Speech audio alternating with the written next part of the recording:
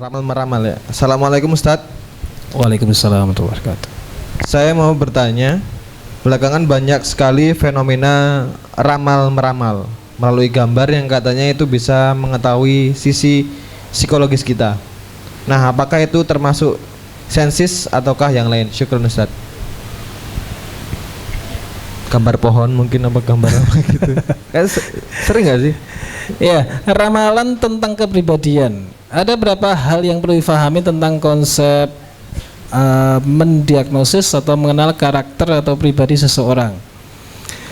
Teori paling purba di antaranya adalah mengenal karakter seseorang dari bentuk tubuh.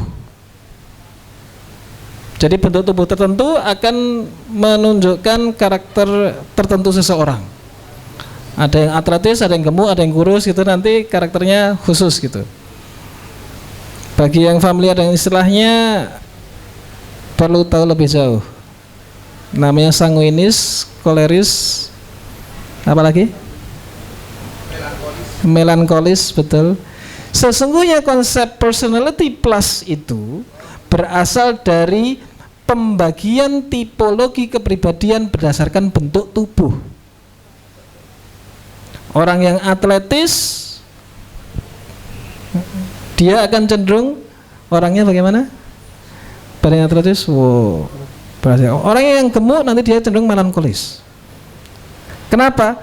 Karena itu berdasarkan apa yang terjadi di zaman Yunani kuno saat itu, melihat pola yang ada di masyarakat yang ada saat itu. Artinya apa? Sangat tidak relevan, nggak nyambung kalau kita terapkan konsep itu di keadaan dunia sekarang, di daerah yang berbeda, di pola yang berbeda.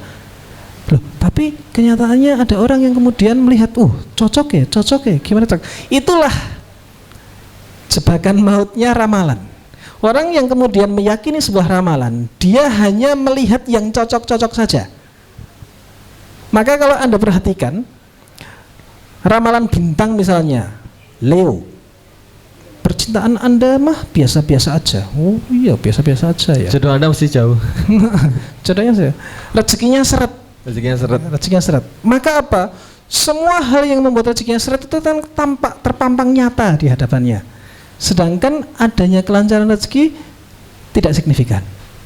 Kenapa? Ya karena dia sudah tertutupi perspektif dia bahwa ramalan itu menyatakan begini. Sehingga hanya hal-hal yang mendengar ramalannya yang dianggap benar. Padahal kalau dia mau untuk objektif menghitung jumlah berapa banyak ramalan yang tepat dan yang tidak, datanya akan mencengangkan. Ternyata enggak semua ramalan itu jadi kenyataan gitu. Nah, ini pola yang kemudian muncul dengan ramalan itu. Ada self-fulfilling prophecy. Seseorang itu meyakini suatu hal sehingga terjadilah hal tersebut karena pikiran dan pola yang dia munculkan di benaknya. Maka ini akan menjadi sangat berbahaya bagi seorang yang percaya itu.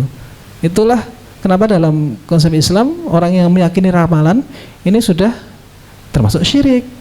Kenapa? Karena dia meyakini bahwa apa yang mempengaruhi dalam hidupnya adalah hal lain, yaitu tadi bentuk tubuh, rasi bintang, kemudian apa lagi? Sio, di Cina ada sio mungkin. Sio. Kalau golongan darah itu di mana? Nah, golongan darah itu juga apakah termasuk salah satu dari ini juga? Ada yang golongan darah A di sini. Saya golongan darah A. Ada yang bilang golongan darah A itu apa? Telatan apa tepat? Perfeksionis gitu ya. Sekali lagi, kalau penentuan karakter berdasarkan atribut-atribut fisik saja, maka kita bisa dapatkan bahwa itu purba. Itu sekali lagi purba. Kenapa? Jangankan atribut fisik seperti golongan darah, bentuk tubuh segala macam. Hawang sama-sama kembar, identik, bapak ibunya sama, rumahnya sama, kepribadiannya sama atau beda? Beda. Lah kok kemudian dengan mudahnya menggeneralisir orang yang golongan darah sama itu ya semuanya begitu. Orang yang bentuk tubuhnya sama semuanya begitu. Orang yang dari Bantul ya ngono kabeh. dari gunung kidul gunung kabeh. Nah, ini udah mulai masuk ke stereotip gitu ya. Meskipun bisa dijelaskan pada pola-pola kecenderungan secara ilmiah, tetapi kalau begitu sudah generalisir tanpa adanya dasar yang jelas, maka mirip dengan ramalan tadi. Yang terjadi adalah kesalahan pengambilan kesimpulan karena tidak berdasarkan konsep yang jelas. Dan mohon maaf, ketika saya belajar di psikologi pun itu masih digunakan oleh dosen-dosen kami. Jadi saya sendiri belajar grafologi, belajar grafis. Kalau kamu gambar pohon bentuknya kayak apa, ketahuan kepribadiannya kayak apa gitu.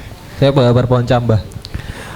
Gambar apa? Pohon, rumah, orang gitu ya. Udah, yang ikut tes psikologi kepribadian buka kartu ini. Tes kepribadian grafis melalui gambar atau yang lain pada beberapa bagian masuk di parapsikologi. Artinya apa? Artinya secara ilmiah ada berapa yang bisa digunakan, ada yang tidak. Kuncinya apa?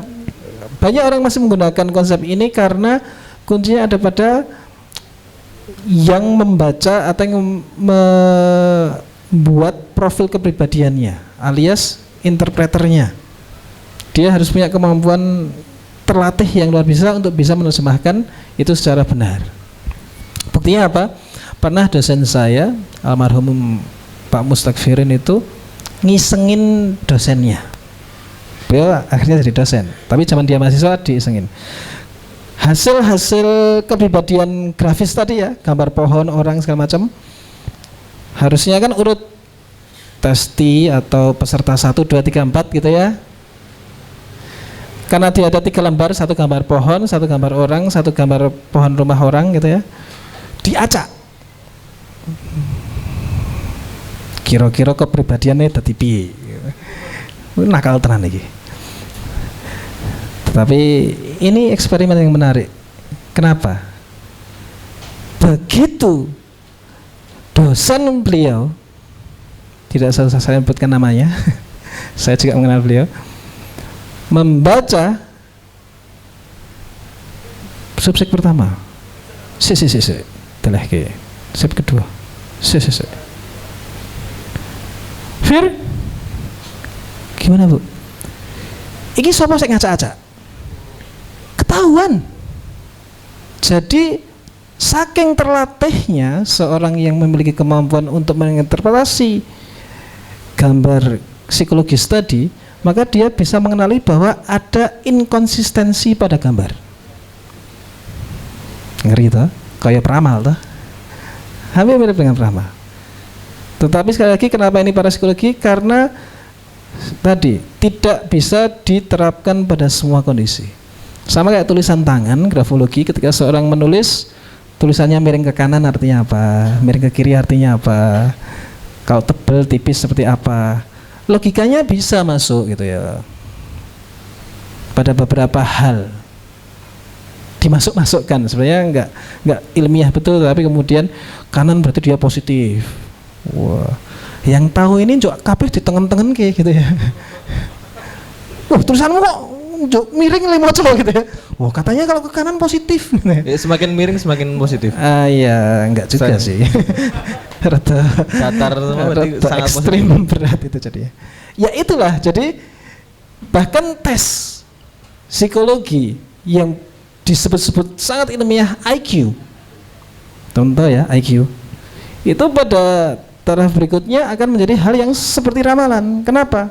Lah kalau orang itu pernah tes IQ sampai 10, 11, 12 kali, dia bisa menyelesaikan tes IQ karena sudah hafal. Itu bukan kemampuan tes IQ, itu kemampuan untuk menghafal tes. Ya kan? Jadi kita juga harus peka dan kemudian tahu diri dalam meletakkan bagaimana tes-tes atau ramalan-ramalan atau yang itu kita gunakan atau kita pahami. Karena begitu kita mendewakan atau menganggap itu sebagai satu-satunya konsep cara untuk mengenali sesuatu, maka kita akan menutup dengan yang lain. Itu yang bahaya. Kuncinya apa supaya nggak terjebak?